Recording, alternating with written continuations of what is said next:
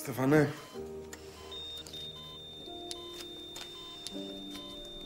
Στεφ, ξύπνα. Φίλιππε. Τι κάνεις?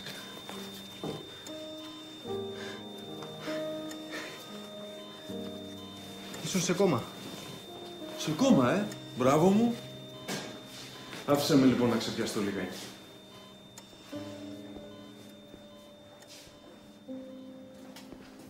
Κοίτα τι ωραίο φως. Ωραία μέρα για βόλτα με μηχανή, Ήλιος, άδειος δρόμος, εμείς και οι σκέψεις μας. Φίλιππε, έχεις τρελαθεί, τι κάνεις? Ρε Στεφ, στα είπανε, δεν τα ξέρεις. Αυτά που παίρνω είναι για να μην πονάω.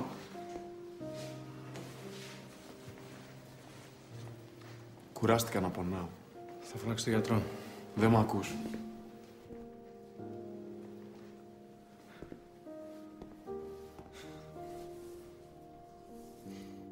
Γιατί δεν μου το πες? Για να μείνουμε εδώ.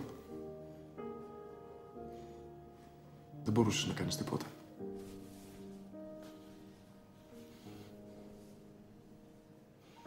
Θα φωνάξω τον γιατρό. Κούλα ρε Στέφανε. Αυτή είναι η τελευταία μας βόλτα. Απόλαυσέ τη. Τι? Την Αριάδνη.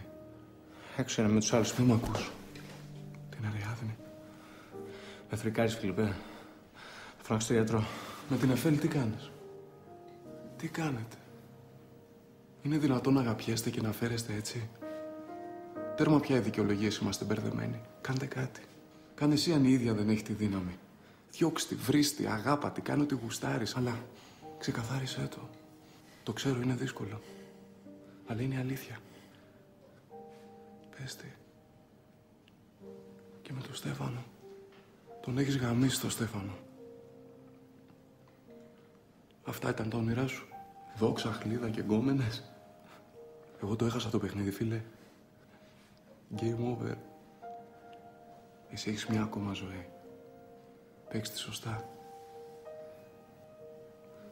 Ξύπνα επιτέλους. Ξύπνα.